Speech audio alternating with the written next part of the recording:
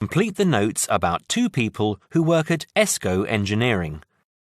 Oh, hi, Maggie, it's Greg. Hi, Greg. I'm phoning to check some information about some of the staff. I'm putting all the staff data into new files, and I noticed that I don't have files for two people. I think you might have them. Oh, really? What are their names?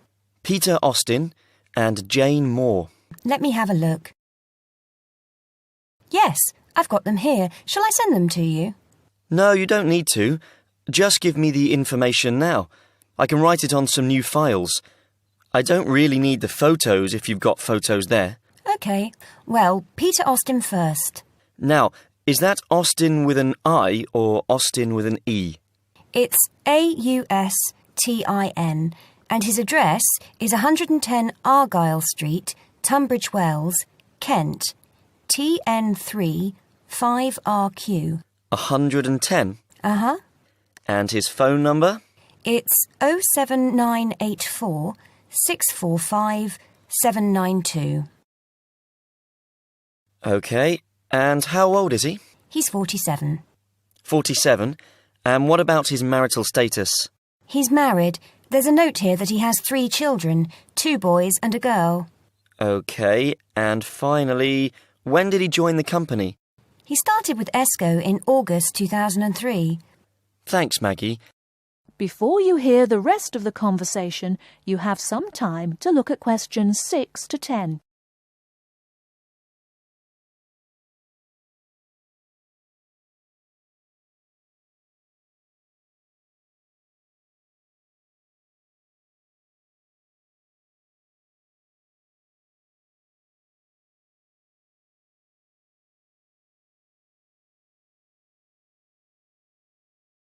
Now listen and answer questions 6 to 10.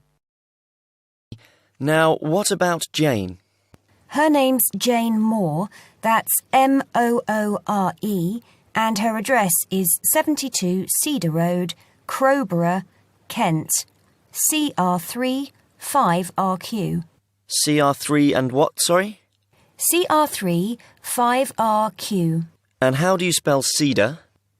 CEDAR. Her phone number is 07984 650 396.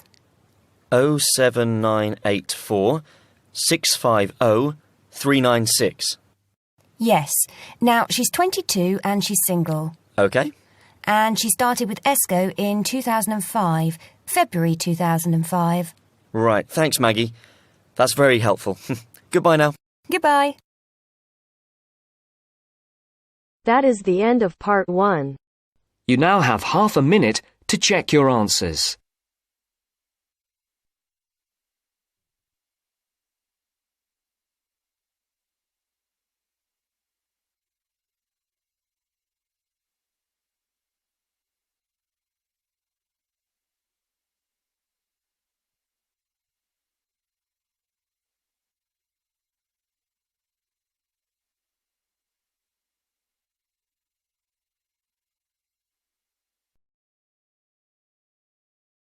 Now turns to part 2. Part 2. First, look at questions 11 to 14.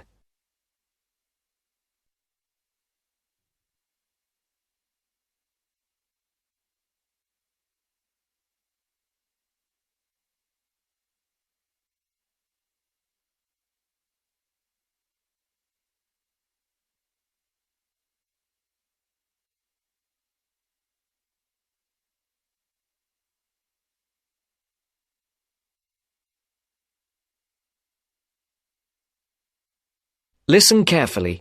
Who's next, please? I think I am. How can I help you? I just came in on flight 372 from Singapore at 11:30 and my luggage hasn't arrived.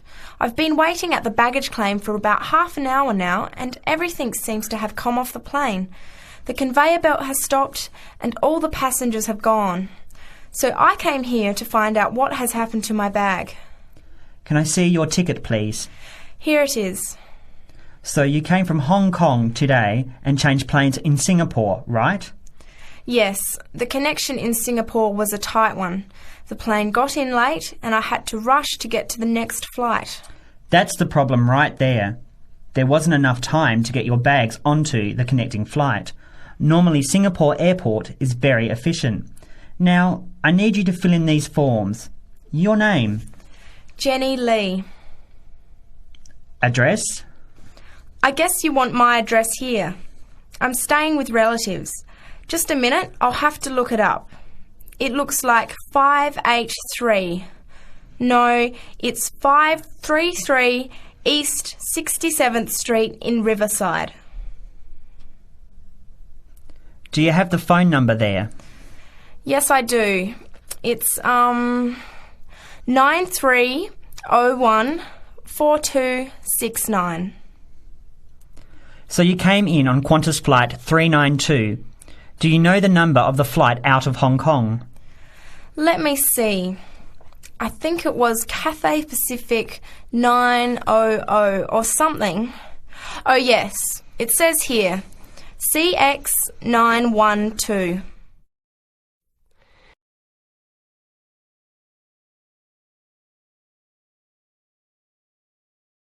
Before the broadcast continues, look at questions 15 to 20.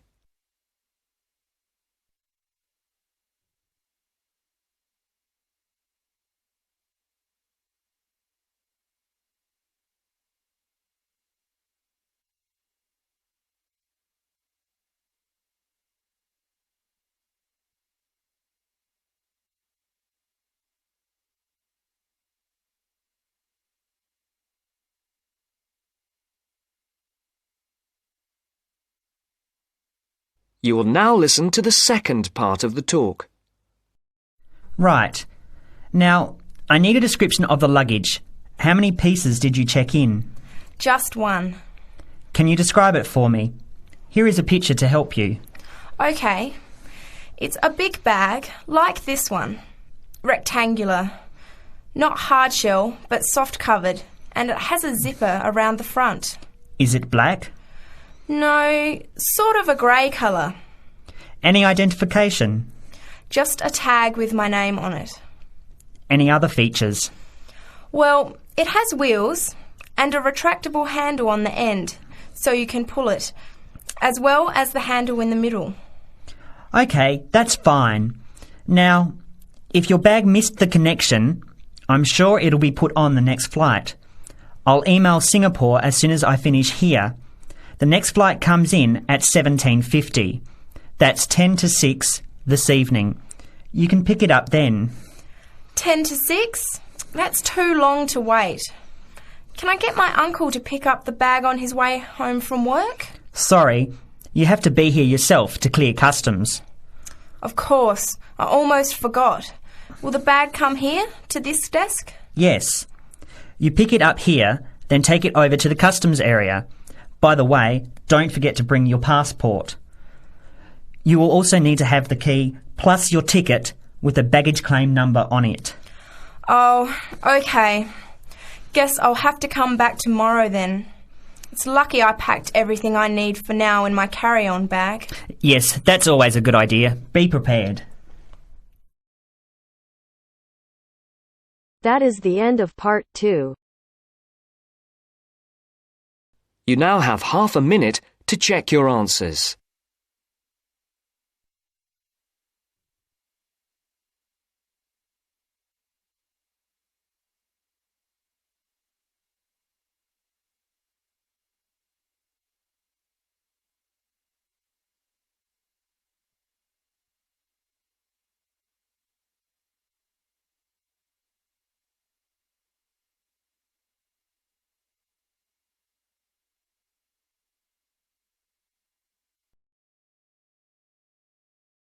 Now turns to part 3.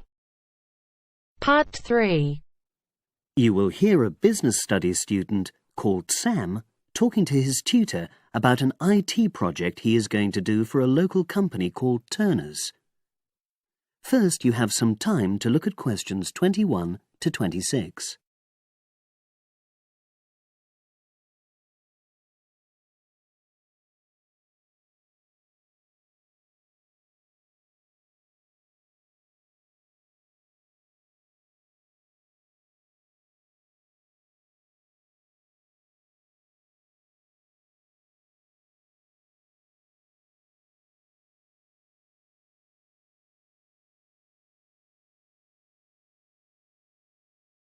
Now listen and answer questions 21 to 26.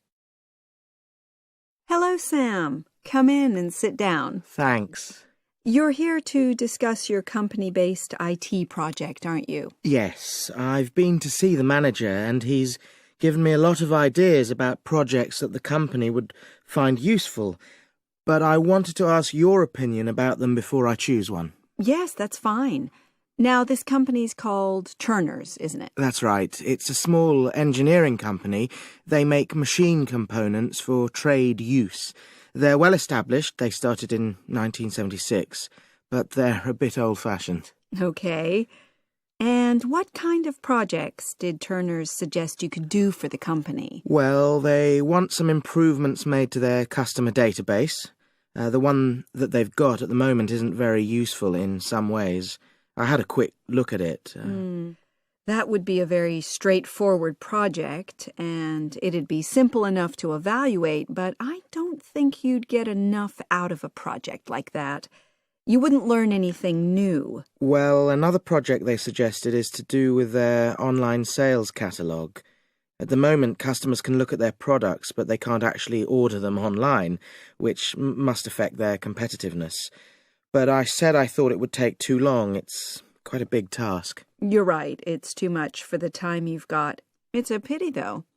Then they want some help with their payroll system. At the moment, the way they calculate pay involves a lot of manual accounting. I suggested they could have a system where employees register electronically when they arrive and leave work, so the hours they do could be transferred automatically. I think you'd get a lot out of a project like that. It would extend your skills, but it wouldn't be too much to take on. A student did something similar a couple of years ago, but this is slightly different. Well, then they need help with their stock inventory. They do everything manually. Really? Yes, and it takes so much time. It's probably very inaccurate, too. An electronic inventory would probably be the biggest single benefit for the company. I'm surprised they haven't had it done before. I know. Then they wanted to improve their internal security. The manager had visited other companies where the staff use swipe cards to access various areas of the building. It sounded useful, but the trouble is I'm not really sure how to do it. Well, I think you're right in that assessment. At the moment, it's probably a bit beyond your level of knowledge. Is that all? Just one more. Customer service. They want to be able to collect feedback from their customers in a more systematic way. At the moment, it's a bit of a mess, and they probably lose business as a result.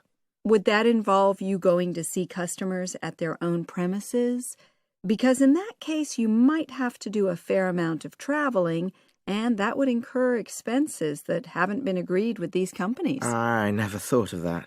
Well, it might not be a problem, but it's something that needs clarifying. Well, I hope that's been helpful in narrowing down the options. Yes, it has, thanks. I'll be able to make a decision now. But while I'm here, can I talk to you about coursework? Sure. Now you have some time to look at questions 27 to 30.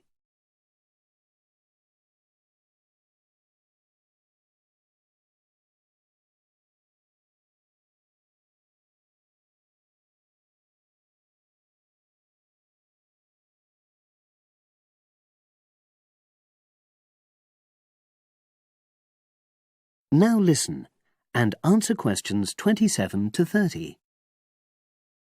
I'm not very happy about the way our group assignment is working. There are some problems. Oh, dear. Are people just not getting on with each other? That's the worst thing. Actually, we're all friends. It's not that. But when we're having a discussion about the assignment, one or two people end up doing all the talking and the rest don't say anything. It's a bit frustrating because we need plenty of debate. Well, that's a common observation. You're studying in a group with people from all over the world, and you all have your own ways of participating. In some places, students are more used to listening than talking, and vice versa. I suppose you're right. I'll try to remember that. Does everyone pull their weight as far as sharing the workload is concerned? I'd say they do, yes. And our group elected a leader. She's very good at making sure no one's overloaded. But personally, I feel that there are just too many of us in the group. Whenever we try to arrange a meeting, there's always at least one person who can't make it. It's not anyone's fault, it's just that we've all got slightly different timetables. Well, I'm glad you've talked to me about it. Feedback is always useful. Is there anything else you're concerned about? There are a couple of problems with lecturers that all the students are talking about. Last semester we had negative feedback about the way lectures were organized. There were several occasions when the wrong room had been booked or the same room had been booked twice, that sort of thing. Is that still a problem?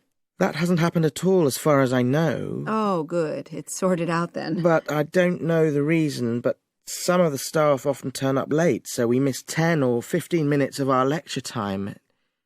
It might be because they've been copying handouts for students. I think there's a queue for the machine sometimes. Well, I'll look into that. Thank you for telling me. Anything else? The other thing is that it can be very difficult to get to see a lecturer individually. They're all very supportive and friendly when you do manage to find them, but often they're not in their office, even at times when they're meant to be available for consultation. Okay, that's helpful. Now, before you leave, That is the end of part 3. You now have half a minute to check your answers.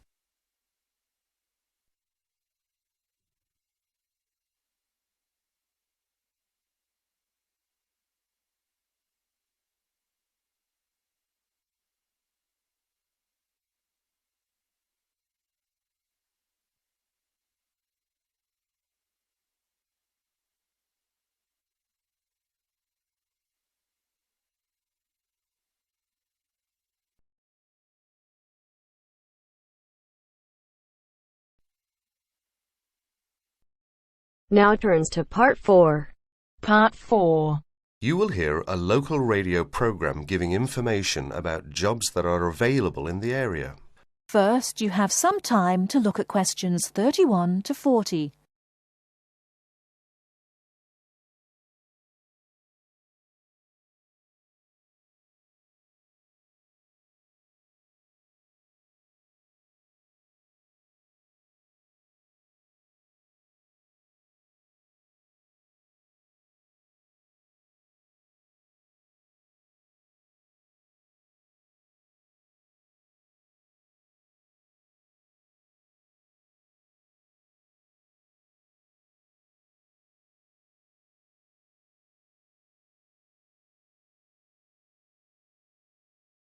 Now, listen carefully and answer questions 31 to 40.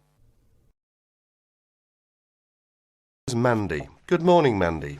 What's up in the employment world this morning? Well, Simon, this morning I have 5 jobs that have come in, and the first is for a dental assistant. That's located in Tunbridge, and it's 2.5 days a week, Tuesdays, Thursdays and Saturday mornings. You've got to be at least 25, and the salary is £2,080 per annum, and you've got to be experienced. The second opening is for a florist, and this is according to experience as to wage, and the age is open. The job is in Tunbridge Wells, and the hours are from 9 to 6 Monday to Saturday. And because you're working Saturday, you get a day off in the week. Now, as that's a florist, you must be very experienced in all aspects of floristry and capable of working to a very high standard. Previous managerial experience is an advantage, as this job has actually got nice prospects, because there's a possibility of management for the right applicant. So there's one for someone who's going places. What's next, Mandy? Next job then, Simon, is an evening job, and it's for a cleaner. The wage is £25 per week, and the age is 30 plus. Hours for this, as it's an evening job, 6 to 8:30 Monday to Friday. So that's a nice job for someone who wants to do something in the evening, Simon. They must be fully experienced as an office cleaner, hoovering, dusting and polishing, etc. And where's that one based? Oh yes, that one's in Tunbridge. The fourth job we've got lined up is for general catering assistant, based in Paddock Wood. The wage is £48.40 plus full board, so that's full board and it's £48.40. The age is 18 plus, and there are alternate shifts on this job. It's 7 a.m. to 3 p.m. and 11:30 to 7:30 p.m. and the job consists of cleaning, washing up the kitchen, as well as serving in the dining room and all sorts of domestic duties. Experience is not necessary. So, for someone who's 18 plus, that's a nice little job there. And here's the punchline: 10 weeks holiday per annum. Oh ho, I might put in for that myself. I can just see you up to your elbows in the washing up, Simon. Last vacancy is for an office job. That's secretary and personal assistant based in Tunbridge. The wage is £4,298 per annum. Now, there's a little bit of detail I must give here. It's part-time to start with, 3 days a week for 3 months. So for the part-time, it's 3/5 of £4,298. And then after 3 months, it goes to a full-time job, 9 to 5. That's for someone 21 plus. And the job consists of work as a secretary cum personal assistant to social workers. You need fairly good shorthand and good typing speeds required. And it's also related to clerical work, answering the phone and reception, etc. And because it's working for social workers, you need a responsible attitude and common sense. So, if you're interested in any of these jobs, get in touch with Tunbridge Job Centre on Tunbridge 55499 and ask for extension 30. And that's it, Simon. Thank you very much indeed, Mandy. By the way, that's your day's work done. You can just sit back now and do absolutely nothing. Wouldn't that be nice, Simon? Haha, if only I could. That is the end of section 3. That is the end of part 4. You now have half a minute to check your answers.